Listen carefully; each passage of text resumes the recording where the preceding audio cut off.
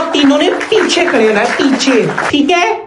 और आप बच्चों, आपने चीज सिर्फ झंडा लहराना है, ठीक है, ये वाला झंडा, ओके। टीचर नौशाबा की तरफ देखना है आपने, टीचर नौशाबा की तरफ देखना है। चलें मिस फायजा, इन बच्चों को आराम से निकालती जाए बाहर।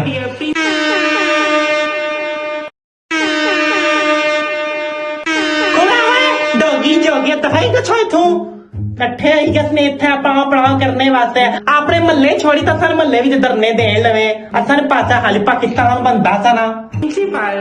आगे देखिए, आराम से आस्ता चले। आप तीनों ने पीछे, याद है ना, मुझे कुछ नहीं बोलना, हम नगमा लगा देंगे, आपने सिर्फ झंडे को मूव करना है, ठीक है। चलो। ओ बेटा, फ्लैग नीचे नहीं गिराती, सबको इल्म है। चले, अब नीचे नहीं गिराना, किसी ने फ्लैग नीचे नहीं गिराना, झंडा नीचे पड़ा हो तो उठा ले। जिजे पापड़े ना बजा सकता, पाकिस्तान आजाद ही नहीं होना ने। प्यो ने कन्ने विच कच्छी तो बजा, डोगी चोगे हो गैरत ही कोनी ने। प्यो दादा ये काम करना आया ने ना, आही ना।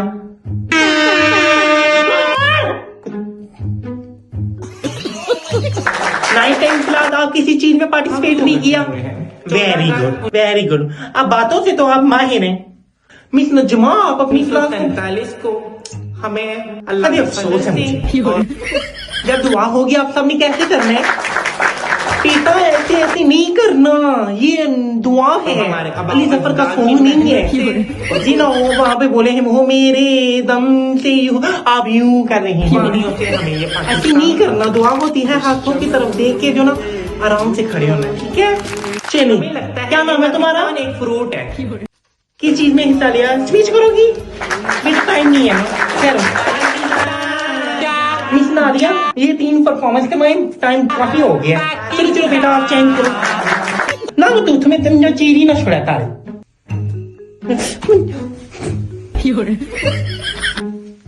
हैरत को नहीं सा, पता नहीं क्या कुछ ना निका है। मैं दसनी है तुम्हारी मोह की ले जाओ के प्यू नी जंज चढ़ा लवी ने इन्होंने को पूछना कितनी मुश्किलों नाल पाकिस्तान हासिल किया ने। तमाशा बनाए कि दाने 14 अगस्त की। गैरती को नी ने इत्थों ही निगाह स्कूटर सर्कल बनाए कि दिन असानी गली की स्कूल वाले छुट्टी चाहिए देने ना एक असा ना दिमाग चटने रहने है।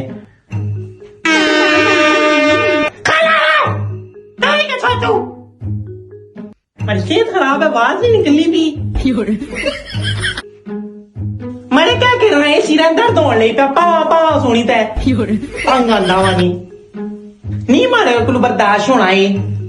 सदर आली वकार, आप सब सोच रहे होंगे कि मेरी तकरीर का मौजू 14 अगस्त 1947 है, मगर ऐसा नहीं है। मेरी तकरीर का मौजू है योमे आजादी। सदर आली वकार, मैं अपनी तकरीर दिल से लेके जुबान से निकालूं, आपके कानों तक जाए, कानों से दिल तक, दिल से दिमाग तक ना जाए, फायदा नहीं है।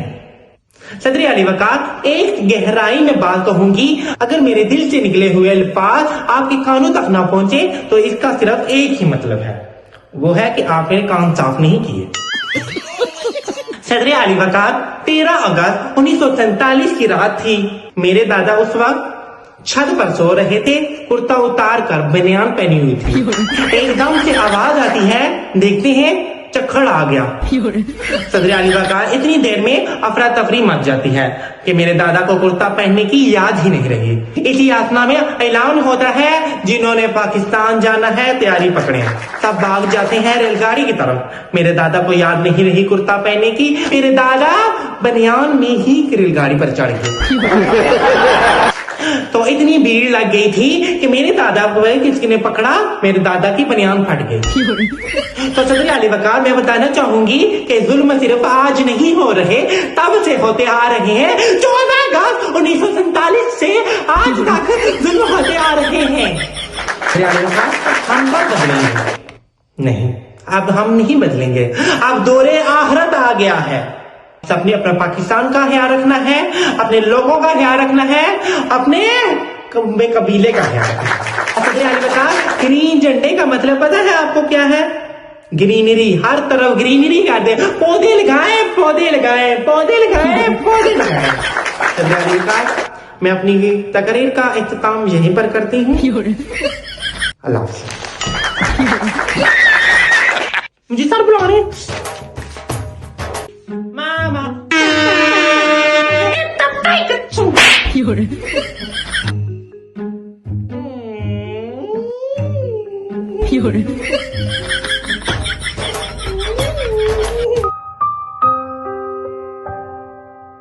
अगर ऐसा हो कि मैं गुजरान खड़ी हूँ, एक लैंड क्रूजर आए, वो मुझे टक्कर मार दे, मैं ऐसे गिर जाऊं, फिर वहां से एक गाड़ी से ऐसे उतरे, मेरे बाल ऐसे हुए वो आगे हूँ, मैं ऐसे करूं तो मतलब लड़का नहीं, कोई अंकल टाइप क्यों हो, तो वो मुझे कहें बेटा क्या हुआ, बेटा क्या हुआ, आपको लगी तो नहीं, फिर वो मुझे 5,000 रुपया निकाल के दें। नहीं, 5,000 का तो कुछ आता ही नहीं है। ऐसा होता है ना कि मैं बिस्किट खा रही हूँ, बिस्किट सारे गिर जाते हैं, फिर वो मुझे बिस्किटों का डिब्बा लेके देते हैं। ये भी नहीं, हाय अगर टक्कर मारे तो मैं मर जाऊं। नहीं, ऐसा नहीं होता। ऐसा होता है कि मैं बेहोश हो जाती हूँ, क्योंकि मुझे आवाज आ रही होती, तो कह रहे थे बेटा क्या हुआ है, बेटा क्या हुआ आपको, फिर ना वो मुझे अपनी लैंड क्रूजर में बिठा के हॉस्पिटल ले जाते हैं। मैं फिर ऐसे पड़ी होती हूँ, मेरे बाल ऐसे हुए होते हैं, फिर मुझे थोड़ा सा होश आता है हॉस्पिटल में, फिर वो मुझे कहते हैं अपने घर का नंबर दो, मुझे नंबर नहीं याद होता ना, तो फिर मैं कहते फिर मुझे अपनी गाड़ी में छोड़ने के लिए आते हैं। लैंड क्रूजर हमारे गांव में आती है ना, सारे लोग देखना शुरू हो जाते हैं, फिर ड्राइवर उतरता है ना, वो व्हाइट कलर का उसने यूनिफॉर्म पहना हो, फिर वो ऐसे खिड़की खोलता नहीं, ऐसे टांग करके बाहर निकलती हूँ। सारे लोग कहते मैं गाँव में यहाँ कैसे बैठी हुई हूँ, ऐसे दिखा रहे हो, फिर ना मैं अपने घर जाऊं, ये क्या स्टोरी इतनी थी। नहीं, फिर वो यूं करते हैं कि वो मुझे अपनी बेटी बना लेते हैं, फिर वो मामा से बात करते हैं कि हमें ये बहुत अच्छी लगी, हम इसको बेटी बनाना चाहते हैं, क्योंकि उनकी कोई औलाद नहीं होती ना, तो वो उनके पास बिजनेस इतना सारा आता है, जमीनें, मतलब कि पैसा बहुत सारा आता है, तो फिर वो मुझे अपनी औलाद बना लेते हैं। फिर मैं सोचती हूँ अपने मामा पापा को छोड़ के चली जाऊंगी, अपना बैग पैक कर रही होती हूँ, तो भाई ट्रा दिया है मुझे। आप कब से खड़े हैं इधर? जब तेरा एक्सीडेंट हुआ था ना, मैं यहीं पे खड़ा था भाई। मैं तो वैसे ही, वो कहते हैं ना इमेजिनेशन में वो कर रही थी। बड़े अच्छे काम सोच रही है तू भाई। अगर सोचे ऐसा हो, आपको मैं बिजनेस में मैनेजर लगा दूंगी। और भाई बस कर दे ना, पागलों की तरह किया कर, हमें भी पागल कर रही है। तो मैं ना फिर ऑफिस में जाती हूँ, सिक्योरिटी वाले मुझे अंदर ही नहीं जाने देते, तो मैं कहती हूँ बॉस को बुलाएं। जब बॉस आते हैं फिर वो कहें मुझे बेटा आप आ जाओ, क्यों खड़ी हो उधर भाई। फिर सिक्योरिटी वाले जो ना शर्मिंदा हो जाए, मुझसे कहें सॉरी मैं भी लो, पता नहीं क्या फजूल सोचती रहती है। अगर ऐसे हो कि बर्फी खुद कहे अपने घर वालों को कि मैं बस शादी करूंगी तो जैन से, ओहो मैं भी वही सोचना शुरू हो गया। यार कितना मजा आया, आधा रात को सोचनी मजा आ गया, इमेजिनेशन करके मजा आ गया। आप सभी जब ऐसा सोचे ना, फिर साथ कहें इमेजिनेशन।